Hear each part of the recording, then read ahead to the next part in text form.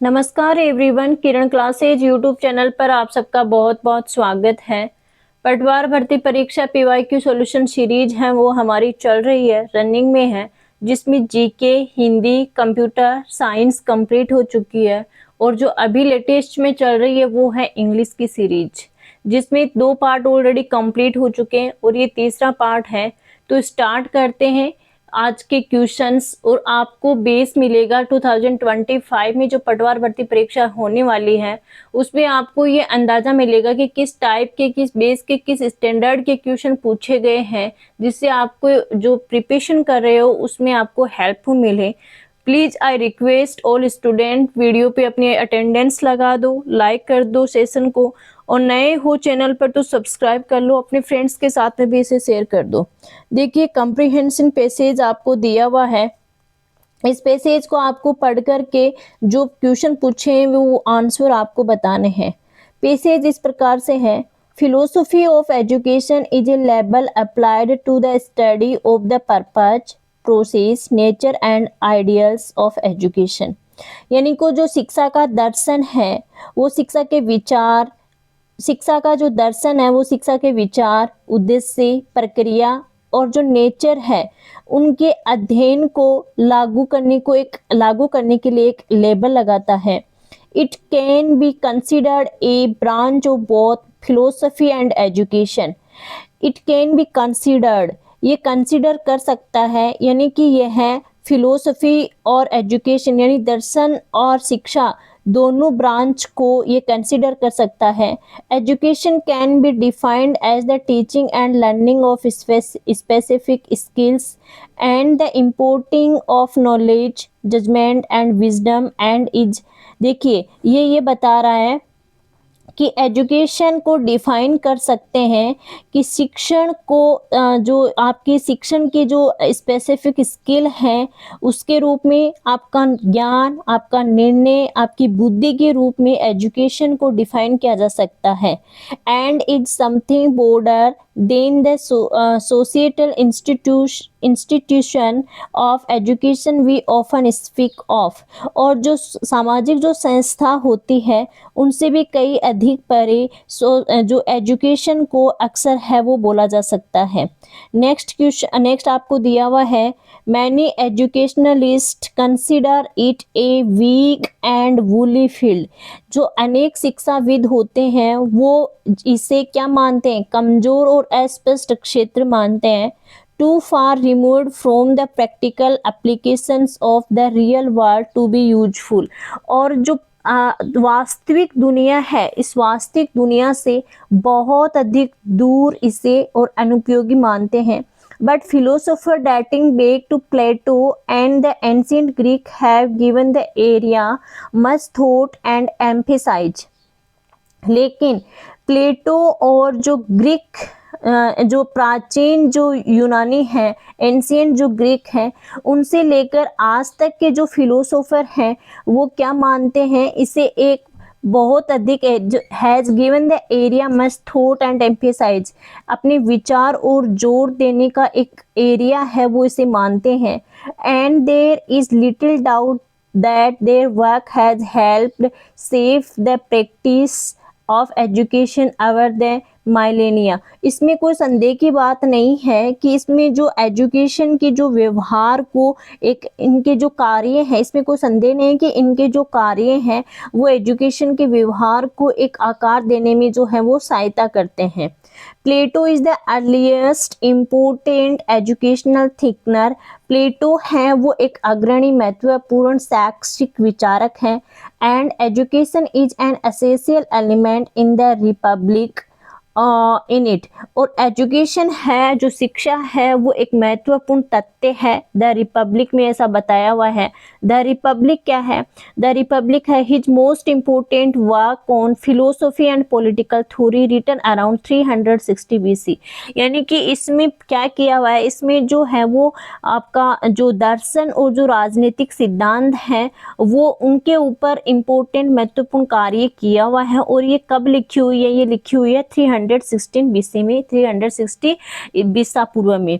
ही advocate सम rather extreme method, और ये कुछ एक्सट्रीम मेथड की वकालत करता है, जैसे removing children from their mothers, अपने बच्चों को अपनी माताओं से अलग करना, care and raising them as wards of the state and differentiating, care raising यानी कि राज्यों को उनके वार्ड के रूप में, यानी राज्य के वार्ड के रूप में उनकी पालना करना, and differentiating children suitable to the various caste, और विभिन्न जो जाति हैं उनके विभिन्न जातियों में सूटेबल करना, चिल्ड्रन अलग अलग कास्ट में, अलग अलग कास्ट में चिल्ड्रन को डिफ्रेंशिएट करना, the highest receiving the most education, जो अधिक ऊंची जाति के हैं, जो अधिक ऊंची जाति, the highest receiving the most education, जो अधिक ऊंची जाति के हैं उनको अधिक मोस्ट एजुकेशन यानी अच्छी शिक्षा मिले, so that they could act as guardians of the city and care of the less able,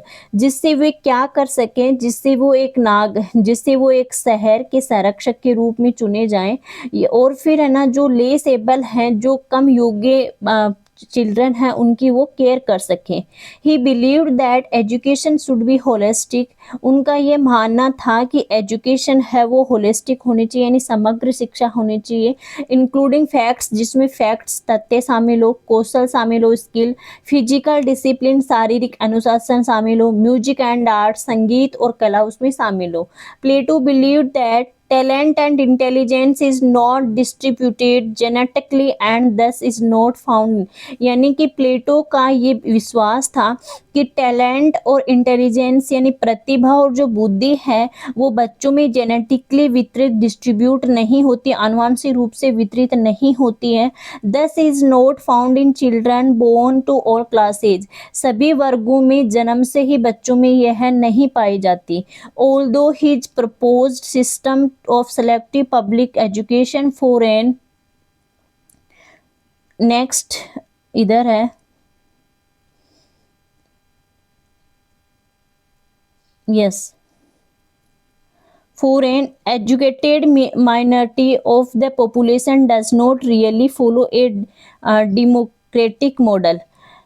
Aristotle considered human nature, habit and reason to be equally important forces to be cultivated in education. Aristotle अरस्तु का ये मानना है कि मानव का nature, मानव का जो nature है, उनकी हैबिट आदत है, और आदत और तर्क को इक्वली समान रूप से शिक्षा में है वो शामिल करना चाहिए।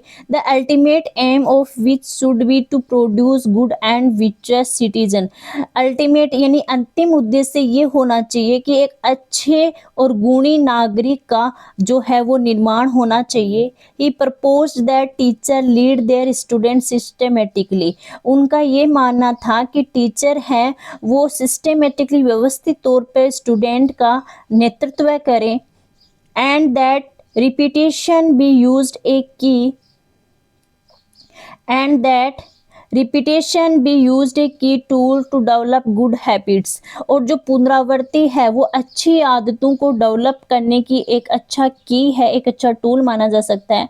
Unlike Socrates emphasis on questioning his listeners to bring out their own ideas, जो सुकरात जो अपने श्रोताओं, जो अपने लिसनर्स को उनके अपने विचारों को बाहर लाने के लिए जो क्वेश्चन पर जोर देते हैं उनके विपरीत होना चाहिए। He emphasized the balancing of the theoretical and practical aspects of subject. He emphasize वो जोर देते हैं थ्योरेटिकल यानी कि प्रैक्टिकल व्यवहारिक और सैद्धांतिक जो सब्जेक्ट हैं वो किस पर जोर देते हैं, देखिए इधर देखिए।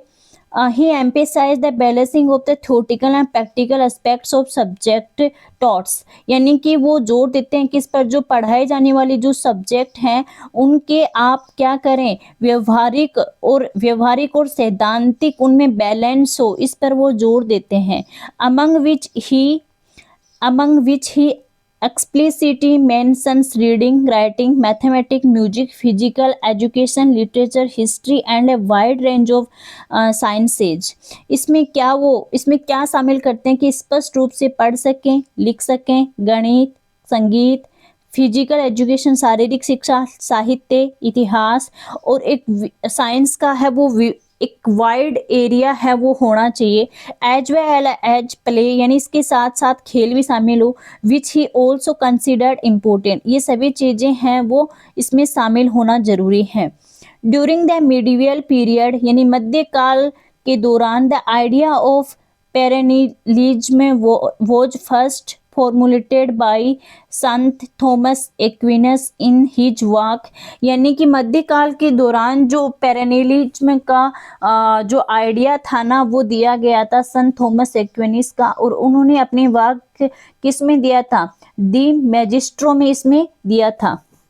पेरेनिलिज्म holds that one should teach those things deemed to be our listing importance to all people everywhere, यानी सभी लोग कहीं पर भी, सभी लोग जितने विस्तार पूर्वक जो चीज़ें ज़रूरी होती हैं उन सभी चीज़ों को पढ़ाया जाना चाहिए।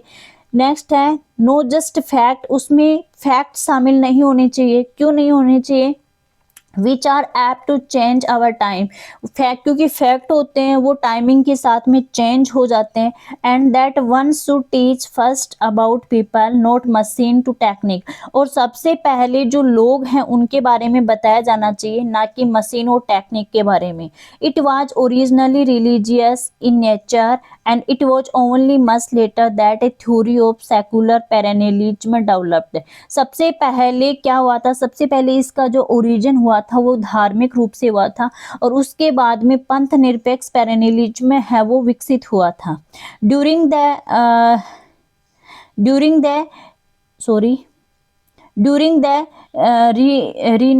Renaissance the French skeptic Michael de Montaigne, Michael जो फ्रेंच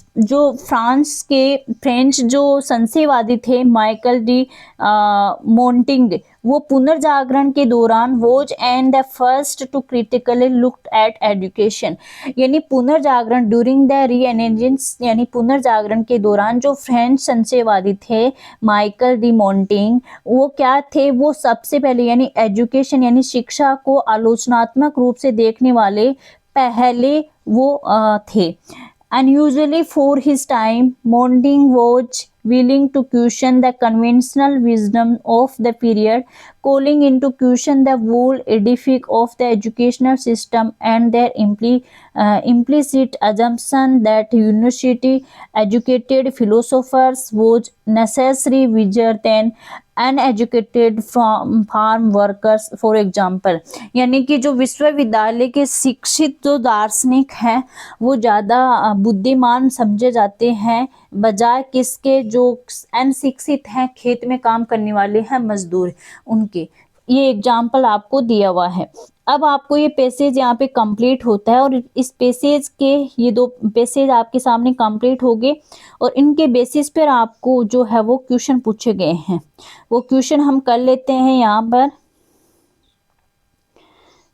यस, ये क्वेश्चन इन 2 पैसेज दिए हुए हैं जो हमने पढ़े हैं।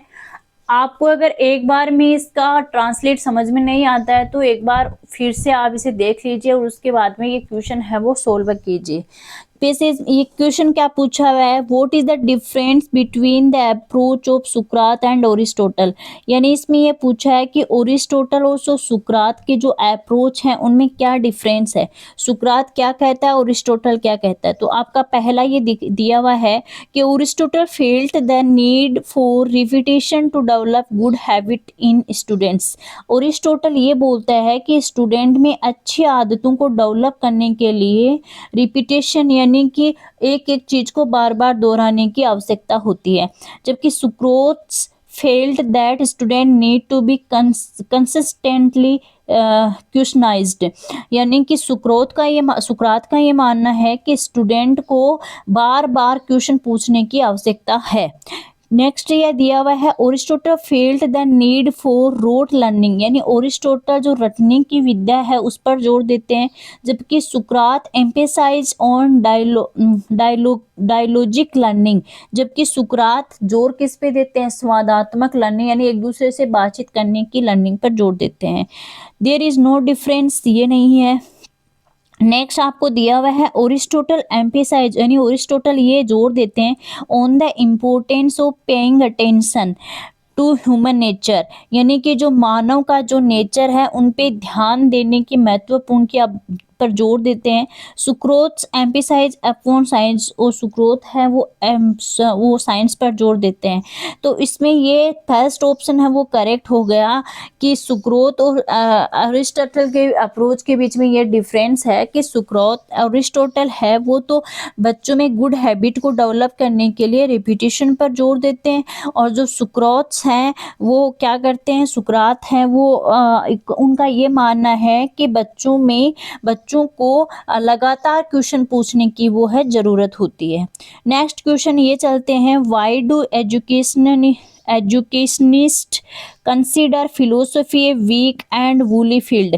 जो एजुकेशनिस्ट होते हैं वो इसको फिलोसफी को वीक और वूली फील्ड क्यों मानते हैं, कमजोर एंड अस्पष्ट एरिया क्षेत्र है वो क्यों मानते हैं, क्योंकि it is not practically applicable, यानी कि इससे व्यवहारिक रूप से लागू नहीं किया जाता।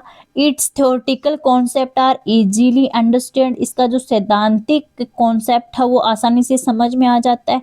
इट इज़ इर्रिलेवेंट फॉर एजुकेशन, ये एजुकेशन के लिए इर्रिलेवेंट है। तो इसका correct answer option number A हो जाएगा, it is not practically applicable, यानी कि इसे व्यवहारिक रूप से लागू नहीं किया जाता। इसलिए जो एजुकेशनिस्ट होते हैं वो फिलोसफी को वीक एंड वूली फील्ड के तौर पर मापते हैं। नेक्स्ट क्वेश्चन आपके सामने, yes, what do you understand by the term perennialism in the context of the given comprehension passage. जो आपके सामने कॉम्प्रिहेंशन पैसेज है उसमें आपको एक टर्म मिली हुई है पेरेनियलिज्म, इसका क्या मतलब होता है इस टर्म का, पेरेनियलिज्म का? It refers to something which is of the permanent importance, यानी कि ये एक रेफर करता है, किसी चीज को संदर्भित करता है जो परमानेंट रूप से महत्वपूर्ण, जो स्थायी रूप से महत्वपूर्ण है। It refers to something which is quite unnecessary, जो कि अनावश्यक है। It refers to something which is abstract और थ्योरेटिकल, ये एक ऐसी वस्तु को संदर्भित करता है जो अमूर्त और सैद्धांतिक है। It refers to something which existed in the past and no longer exist now, ये एक ऐसी जो है वो वस्तु को रेफर करता है जो कि पास्ट में क्या थी, एग्जिस्ट थी, और नो लॉन्गर एग्जिस्ट, यानी पास्ट में तो वो अस्तित्व में थी लेकिन वो अब अस्तित्व में नहीं है। तो पेरेनियलिज्म में क्या शो करता है कि it refers to something which is of permanent importance, यानी किसी एक ऐसी वस्तु को रेफर करता है जो कि परमानेंट, यानी कि हमेशा हमेशा क्या है वो महत्वपूर्ण है, स्थायी रूप से महत्वपूर्ण है। तो ऑप्शन नंबर ए है वो करेक्ट आंसर हो जाएगा। नेक्स्ट क्वेश्चन आपको दिया हुआ है, ये भी पैसेज से ही है, where Plato's belief about education demonstrate, not at all, yes it was democratic completely, yes it was democratic partially। इसका क्वेश्चन का आंसर कमेंट बॉक्स में मुझे आप बताओगे, अगर आपको नहीं आता है तो मैं आपको रिप्लाई कर दूंगी। नेक्स्ट क्वेश्चन है,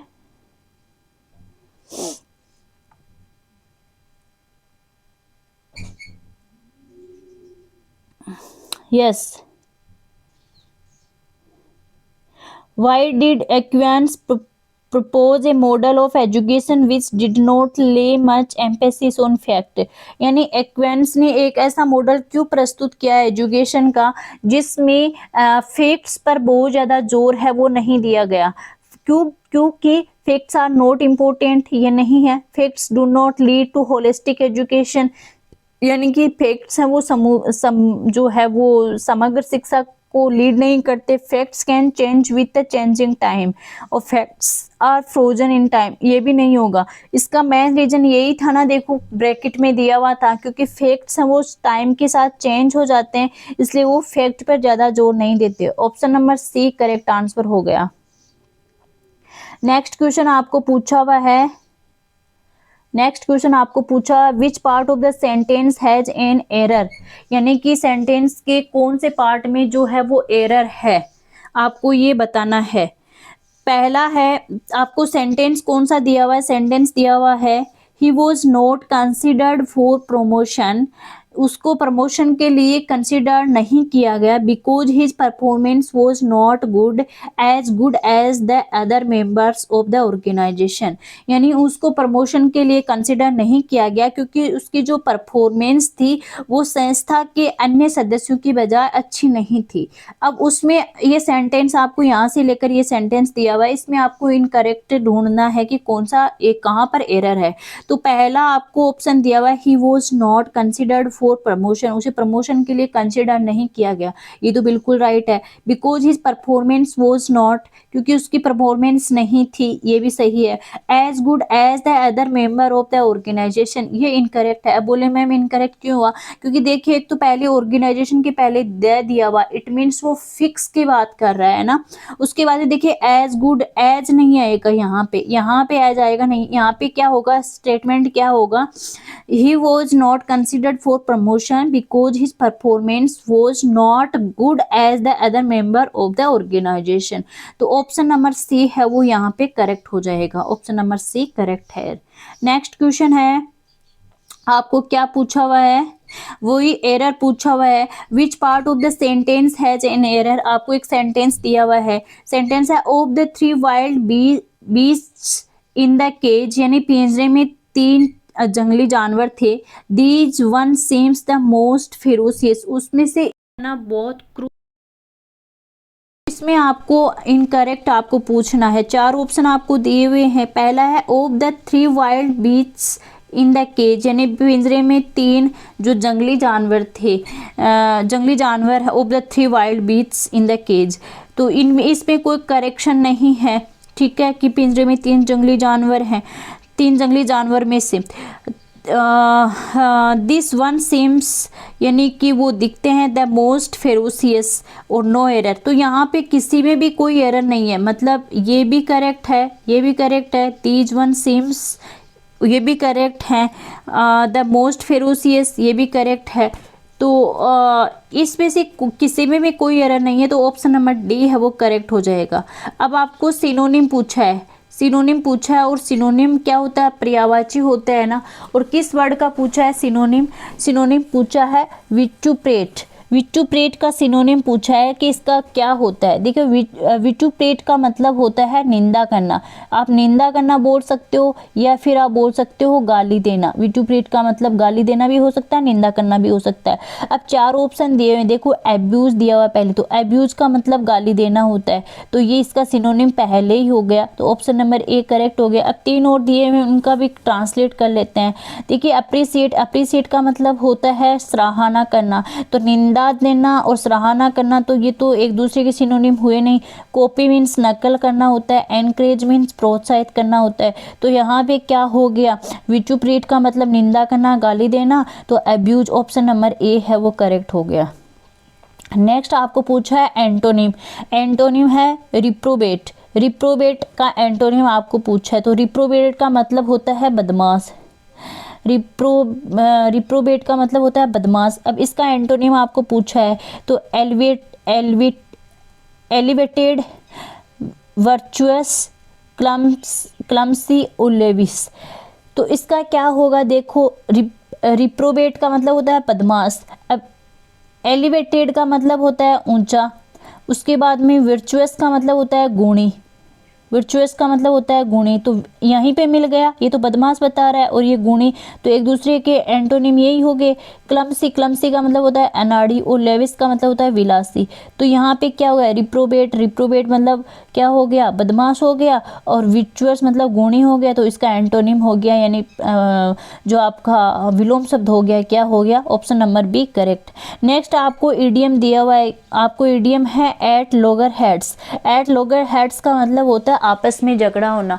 आप ऐसे बोल सकते हो कि their conversion stuck got stuck at loggerheads, यानी कि वो एक ऐसी जगह पर पहुंचे हैं जहां पर कोई निर्णय नहीं ले सकते, दोनों आपस में समझौता नहीं हुआ, आपस में झगड़ा हो गया है ना। तो आप ऐसी जगह के लिए आप एट लोगर हेड्स बोल सकते हो। तो इसका क्या मतलब होता है, इन डिफ़िकल्टली, यानी कि एक इन डिफ़िकल्टी मतलब कि डिफ़िकल्ट में होना, to be at strife, none of these very happy together, ये तो हो ही नहीं सकता कि एक दूसरे के साथ बहुत खुश है, तो इसका तो अर्थ नहीं हो सकता। इसका अर्थ होता है टू बी एट स्ट्राइफ, यानी कि झगड़ालू होना या एक दूसरे के साथ झगड़ा करना, इसका अर्थ ये हो गया इस ईडियम का। तो यहाँ पे ये क्वेश्चन है वो कंप्लीट होते हैं, और एक पार्ट और बचा है इसी इंग्लिश सीरीज का। तो आई होप आपको अच्छे से क्लियर हो गए होंगे सारे क्वेश्चन। किसी क्वेश्चन में आपको डाउट है कमेंट बॉक्स में मुझे कमेंट कर देना, मैं आपको तुरंत उसका रिप्लाई कर दूंगी। और बाय एवरीवन, टेक केयर।